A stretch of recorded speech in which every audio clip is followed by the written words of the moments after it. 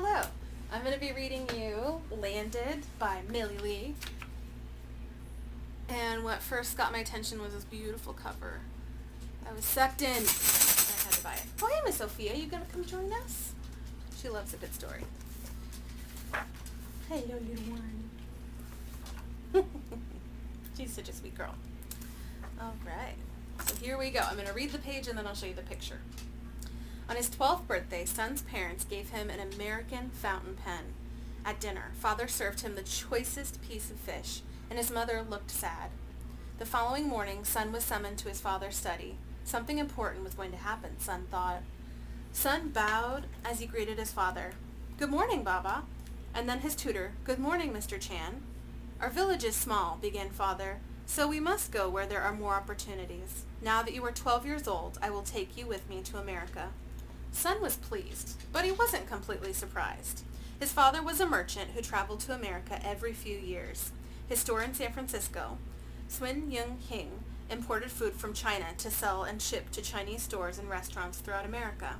Son knew that his 3 older brothers had gone to America soon after they had turned 12. Ming, who was only 2 years older, was the brother he missed the most. Do and Duke had left home a long time ago. "Please, Baba, when will we leave?" implored Son. Soon his father answered, "But first you must be coached by Mr. Chan so that you can answer all the questions that will be asked of you. Your brothers and I gave the American officials information about our family, our home, and our village when we entered the country. You will be interrogated to prove you are my true son." Father looked serious. "One wrong answer and you might be sent back to China." "I will study hard, Baba, I promise. I will learn everything I must know," replied Son. So we have a picture of that American fountain pen, and then we have a picture of them meeting there.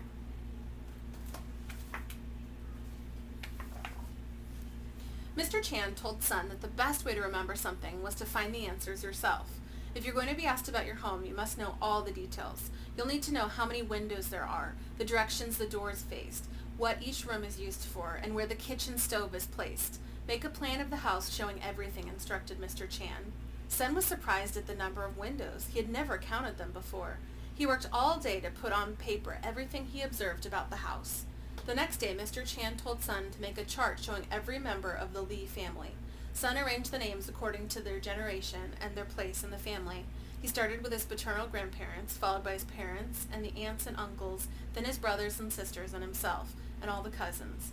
Beside the surname, each generation in the family had a shared common name. Chor was the name Son and his siblings and cousins shared. Son's full name was Lee Sun Chor. So there's him making it, and then you can also see at the top some writing. In the days that followed, Son drew maps of everything in the village, the farms, the school, and the cemetery where family members were buried. He showed the wells, bridges, streams, and roads. Mr. Chan told him to indicate the compass points, east, south, west, and north, but Son always had trouble figuring out directions. And they have a little star here with some information about a compass. The Chinese compass, called water south needle, was invented in the 4th century in China. The Chinese used east, south, west, north in that order when they referred to direction. "Remember," Mr. Chan explained, "the sun rises in the east. From that you can figure out south, west, and north no matter where you are."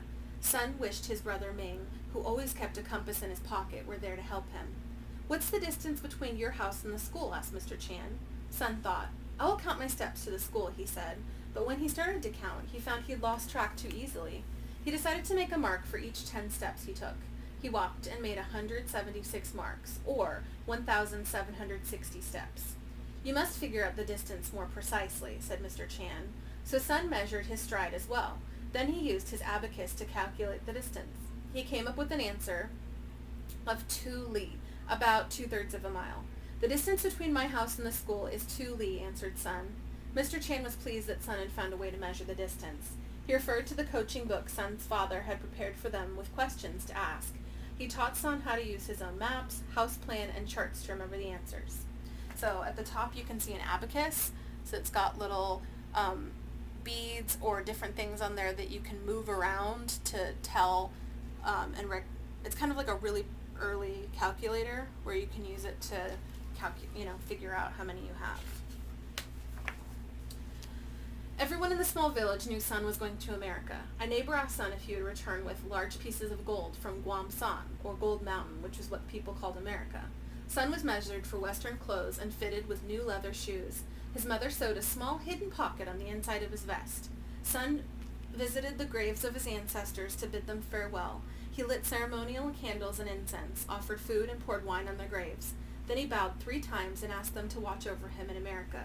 The big day arrived. After breakfast, the entire family, including the servants and Mr. Chan, lined up in front of the house to bid farewell to Sun and his father. 2 sedan chairs and porters had been hired to take them and their luggage to the train station in Canton for the 6-hour trip to Hong Kong. And so you can see that they're sitting and there are people carrying them. So what do we know about his family?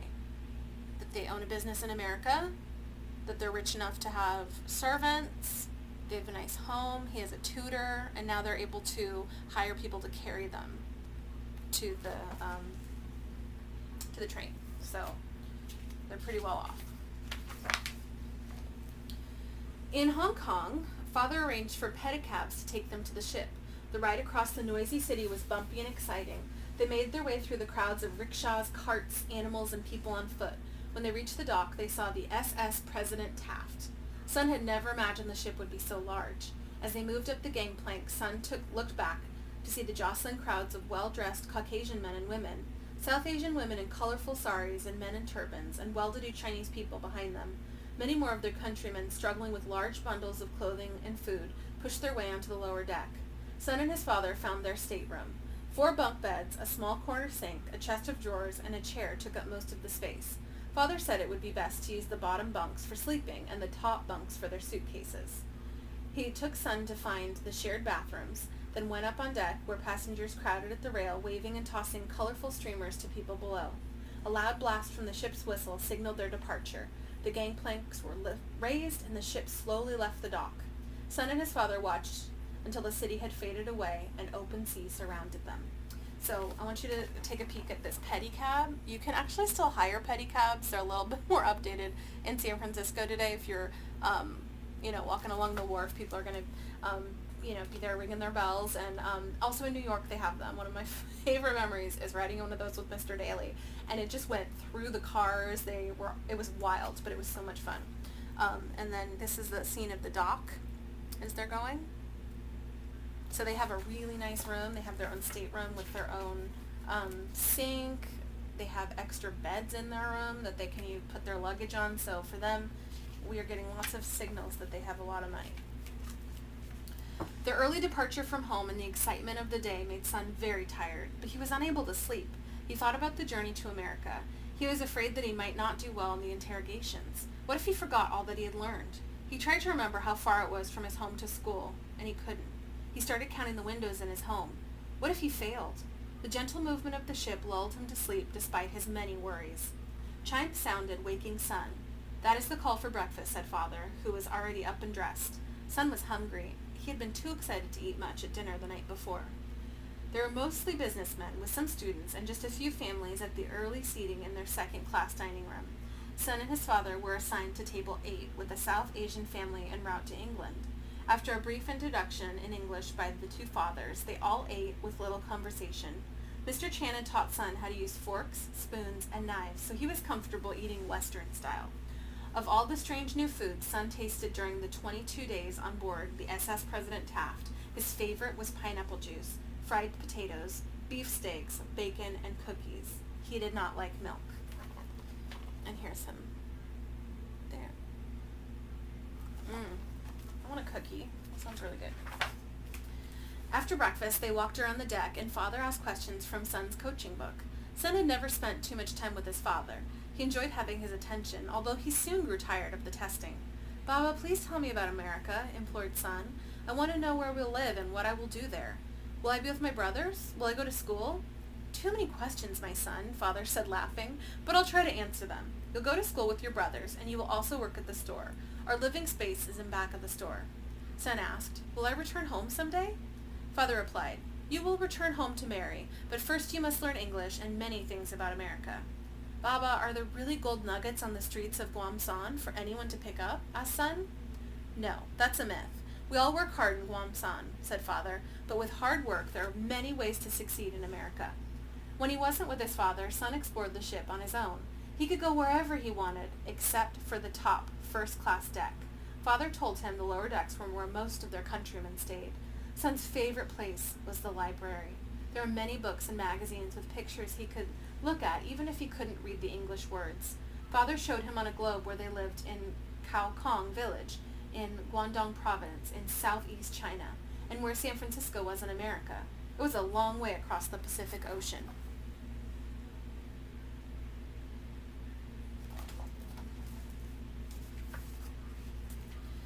On the last night of the voyage, father gave son his identification card.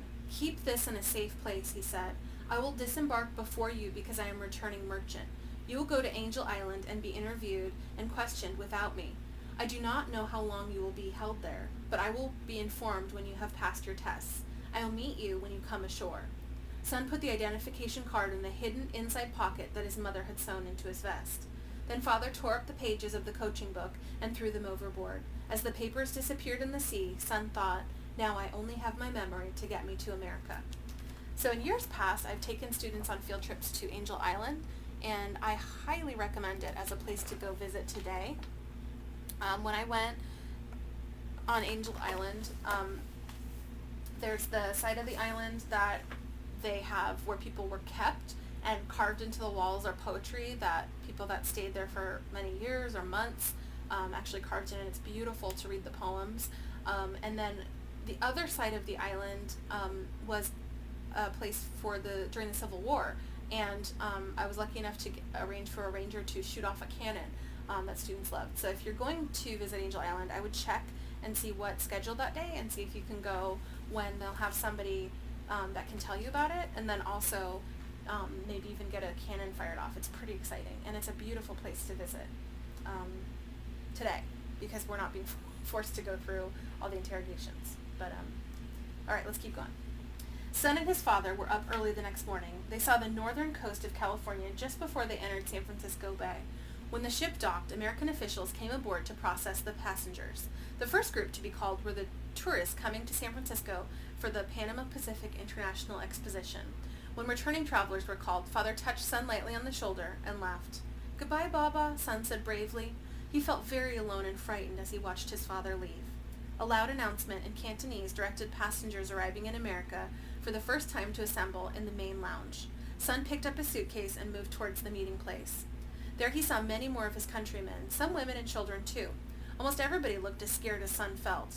They were told to have their identification cards ready to show before boarding the motor launch that would take them to Angel Island. So he must be feeling pretty scared being all by himself.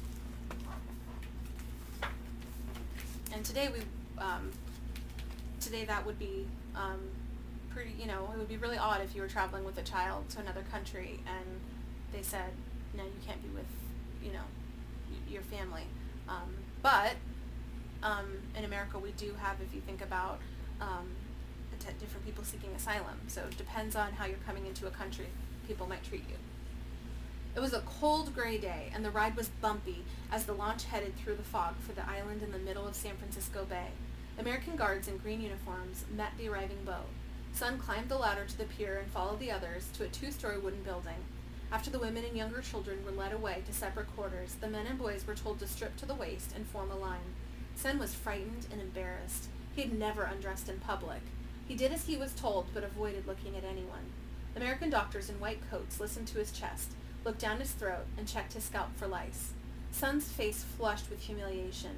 He felt shamed even though he was told that he had passed the examination and was allowed to dress again.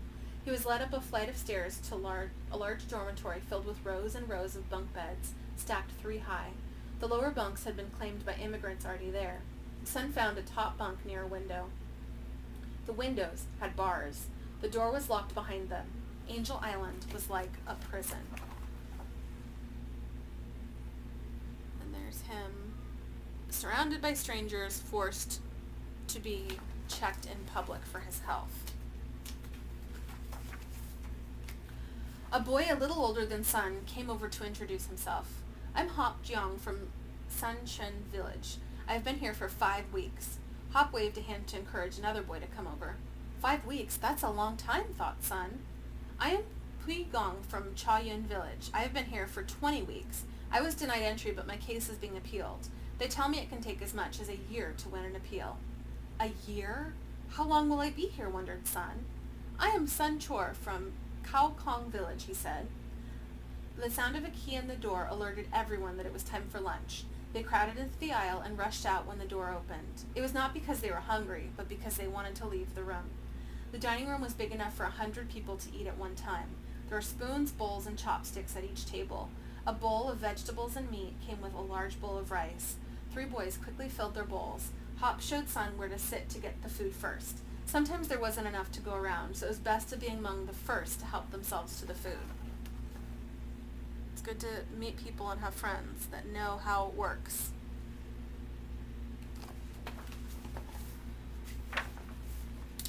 After lunch, everyone was allowed to go to the fenced yard for some fresh air. Hop looked around to make sure no one was listening before quietly asking, "Are you a paper son?" "What's a paper son?" asked Sun. "You don't know?" "No." Hop explained to Sun that Sun families sent boys who claimed to be sons of returning merchants to the United and U.S. citizens so they could be admitted to the country. He said these boys used coaching books to learn all they could about their paper families. It was the only way they could come to America. Here in Angel Island, he told Sun, the immigration officers try hard to catch these boys in errors and deport them. "I am a paper son," confided Hop softly. "I too am a paper son," whispered Pui Long. "The immigration officer suspects I am not who I claim to be, so my family has paid an attorney to appeal my case." "I am a true son," said Sun. "My father is a merchant, but I studied my coaching book so I'd be able to remember all the details of my family home. My father says I should not have any trouble. I'll be all right unless they ask me about direction."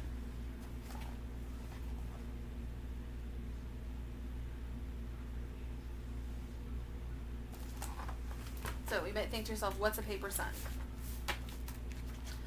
Long days of waiting with little to do but eat and sleep stretched in front of them. When would they be questioned? The boys spent part of every day drilling themselves on questions and answers they had memorized. Some of the immigrants played Chinese dominoes or cards to pass the time. Carved into the walls of their dormitory were poems written by those who had been there before them. So those are the ones I was telling you about, and you can see them today. When you go in, it's beautiful. And they have translated versions online that you can read the poems. It's just absolutely gorgeous poetry of just longing and missing home and wanting to go, just being kept in these buildings for so long. And many times they weren't told how long they were going to be there or what was happening or what they were waiting from. So just really, really tough. Some of the poems were sad and bitter. Sun read them aloud to the boys because neither one knew how to read. Pui Gong and Hop had learned their coaching books by listening and memorizing every question and answer. One morning, Hop was called for questioning. Pui Gong and Sun watched quietly as Hop prepared himself by washing his face, combing his hair, and putting on a clean shirt. Hop was gone for 3 hours. 2 friends waited anxiously. When he returned, he told the boys it was not too bad. He had been asked many questions about his family and his village and could answer most except for questions about his uncles. The following day, Hop was called again and was questioned for 2 more hours. He was asked many of the same questions as the day before. "They wanted to see if you would answer the same way," said Pui Gong. Hop was called for a 3rd interrogation. The next day he was told he would be landed, and he passed and would be allowed to leave Angel Island to go ashore to Guam San. Sun said goodbye to his friends. He asked Hop to try to see his father at his store, Shuiyang King, Hing on Grant Avenue, to tell him Sun was fine. So that's, oh my gosh, that's such a long time to be interrogated as a child or an adult. He was gone for 3 hours, then 2, so 5 hours, and then the next day he had to get interrogated again. Oh my gosh, that would be so nerve-wracking to be interrogated or questioned for that many hours. Ugh. And then not knowing if that one question, maybe if you messed up at all, you'd be sent home. How scary. 4 weeks later, Sun's name was called. He had been dreading this moment, but he was glad the waiting and suspense were ending. Now he had to do everything right so he would not shame his family. He put on his new Western clothes, hoping to make a good impression. He took the identification card from his hidden vest pocket. "Good luck," murmured Pui Gong. Sun was taken into a small room. Seated at a table were 2 American officials. A Chinese interpreter instructed Sun to sit in a chair facing the 2 men. An American woman, the recorder, was seated at a small table next to them. After checking Son's identification card, the men compared him to the picture and information they had about his age, height, and weight. The question started. What is your father's name? How many brothers and sisters do you have? What are their names? Son answered them easily.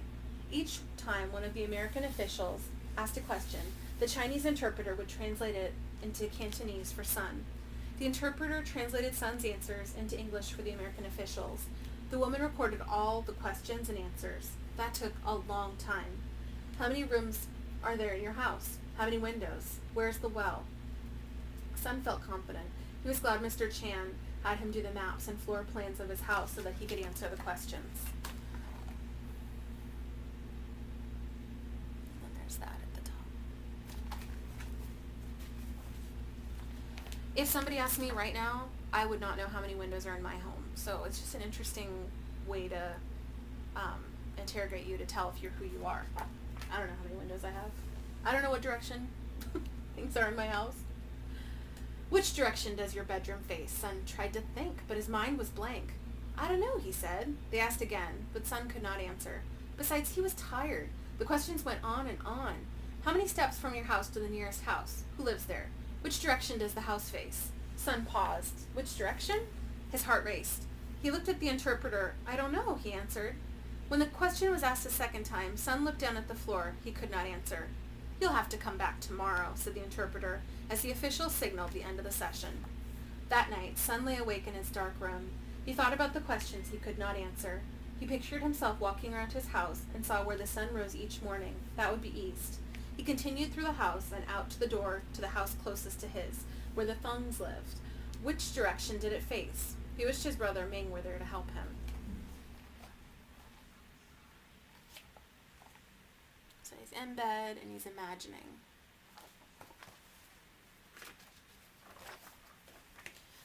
Son was called again the next afternoon, and again he wore his Western clothes, and again he was asked about the direction.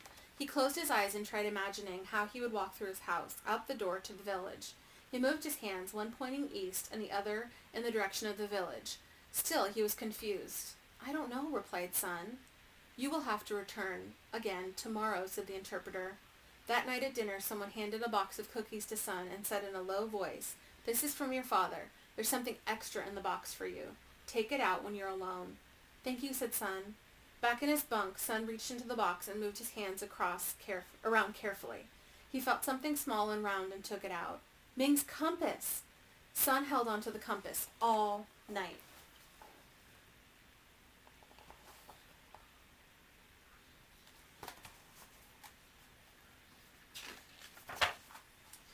The next morning, before he returned to the interrogation room, Son slipped the compass into his hidden pocket. After a series of questions, Son was asked what direction he traveled to go from home to school. He mentally went to the front door of his house, then he looked into the direction where the school would be. Reaching into his secret pocket, he took out Ming's compass. If the front door faced east, he thought, then the school was to the north. He looked straight at the interpreter. North, he answered. What does he have in his hand? One of the officials asked brusquely. Where did he get it? Let me see it. The interpreter told Son to give him the compass. I used it to help me with direction, said Son quietly as he handed it over. The interpreter passed it to the officials, explaining, It's just a compass. They examined it carefully. Two officials talked quietly with each other for a moment.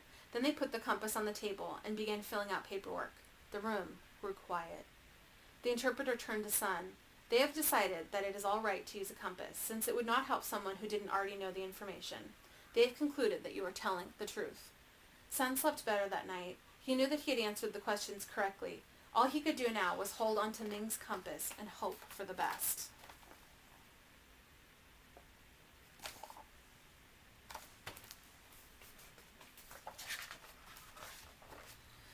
Early the next morning, the guard called out, Lee Sun-chur, you are landed.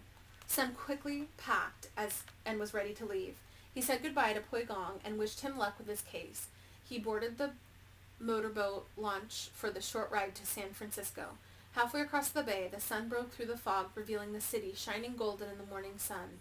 Gom-san. As the launch drew up to the pier, Son could see his father. He didn't know the three men with him until he recognized Ming and realized these three grown men were his brothers. Son could hardly wait for the launch to dock. With just a few steps up the ladder, then 10 paces to the pier, Sun was reunited with his family. He had landed. Yay! So he made it. Isn't that so exciting? I love this book. And so there's an author's note that I'm going to read for you guys at the back. It's only a page long. The Chinese came to California in great numbers during the gold rush in the 1850s, and in the 1860s they came to work on the Transcontinental Railroad. When cheap labor was no longer needed in the 1870s, the Chinese were blamed for the bad economic times and were attacked and driven out of many communities throughout the West. The Chinese Exclusion Act, enacted by Congress in 1882, barred the further immigration of Chinese laborers to the United States. European immigrants were permitted entry when they arrived at Ellis Island on the East Coast, while on the West Coast, immigration officers at Angel Island tried to keep the Chinese out. Only merchants, students, diplomats, and tourists were allowed entry. These laws were so effective that in 1887, only 10 Chinese were admitted. When official records were lost in the 1906 San Francisco earthquake and fire, the Chinese saw an opportunity to claim that they were U.S. citizens and report a number of children born in China regardless of whether this was true or not. Chinese merchants were also known to report newborn children each time they returned from a visit to China. These claims created immigration slots by which a Chinese could later pose to be a son of a U.S. citizen or merchant on paper, thus the term paper son. Individual coaching books were prepared to ensure the information these paper sons gave matched the information given by their alleged fathers. The paper sons memorized the questions and answers about their paper families and villages and destroyed their coaching books before arrival. True sons like Sun also studied from coaching books to ensure that they would pass the interrogations and not be deported. While food packages sent to detainees from Chinatown were allowed, they were first inspected by immigration authorities to make sure they didn't contain hidden coaching notes. The immigration officials detained the Chinese immigrants until satisfied the boys were who they claimed to be. After he was landed, Sun attended school in San Francisco and worked in his father's store. He went back to China to be married and then returned to America to work. His wife and son arrived in 1939 on tourist visas. The Chinese Exclusion Act was repealed in 1943, and the Chinese were finally granted the right to become naturalized U.S. citizens. As a result, Sun became a U.S. citizen after World War II, as did his wife and son. This story, told to me by my father-in-law, Lee Sun Chor, is just one of many stories of the Angel Island experience yet to be told. I'm grateful to Hop Jong, who shared his story and copies of interrogation transcripts with me, historian Dr. Judy Young, and Angel Island Immigration Station Foundation, Erica G., shared their experience. For more information, visit the Angel Island Immigration Station website. And I highly recommend that if you can't make the trip to Angel Island, because they have lots of stories. All right, you guys, I hope you liked it, and I'll see you later. Bye.